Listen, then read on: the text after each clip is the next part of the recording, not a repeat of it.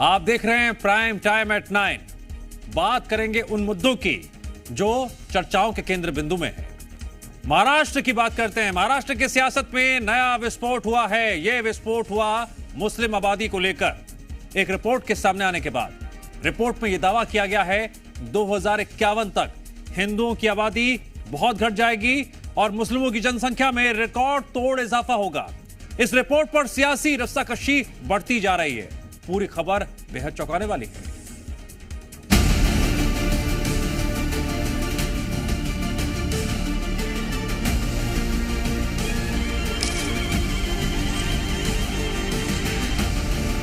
एक है तो सेफ है।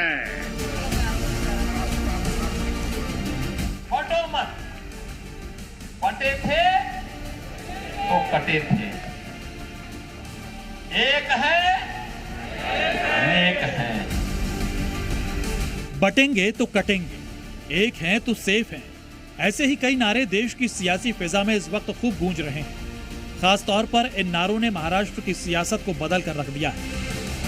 विधानसभा चुनाव में अब ये बहुत बड़ा मुद्दा बन चुके हैं और पूरा चुनाव अब इन्हीं नारों के इर्द गिर्द घूम रहा है।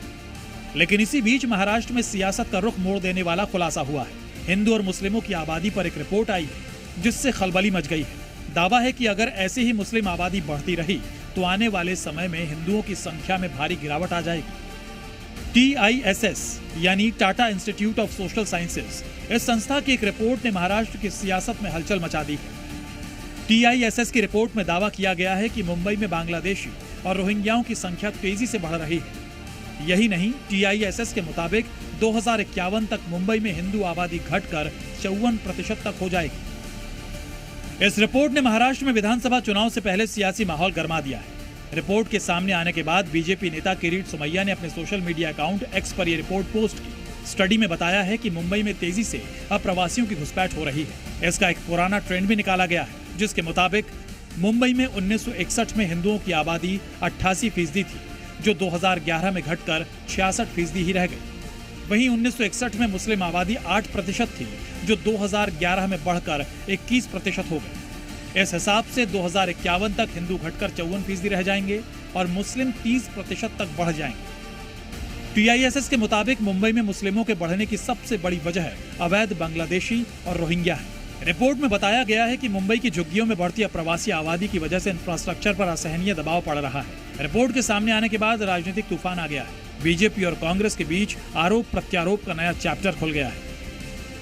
जिस प्रकार से मुंबई पर बांग्लादेशी रोहिंग्या अतिक्रमण बढ़ रहा है, 2051 तक मुंबई में हिंदू आबादी सिर्फ 54% रह जाएगी।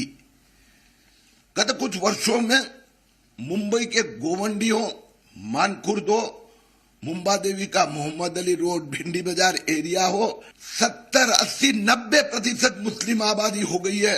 इनकी बौखलाहट के अलावा कुछ नहीं है। बुरी तरह से चुनाव हार रहे हैं। चुनाव हारने के अंदर जब हारते हुए देखते हैं तो इसी तरह के जहरीले बयान देंगे, इसी तरह की जहरीले बातें होंगी। देश के अंदर मोहब्बत की बात होनी चाहिए। देश मोहब्बत से चलेगा, देश नफरत से नहीं चल सकता। देश में मोहब्बत की बात होनी चाहिए। आप अपनी विचारधारा का प्रचार प्रसार करिए, लेकिन नफरत मत बांटिए, नफरत मत बोइए। ये नफरत जो आज बो रहे हो, उसे काटने में बहुत वक्त लगेगा। सियासत अपनी जगह है, लेकिन वास्तव में ये रिपोर्ट बेहद चिंताजनक है। रिपोर्ट के मुताबिक मुंबई में डार्क नेटवर्क की तरह पूरा सिस्टम काम कर रहा है। अगर ऐसा ही रहा तो मुंबई की डेमोग्राफी बदलने में देर नहीं लगेगी। ब्यूरो रिपोर्ट, जी मीडिया।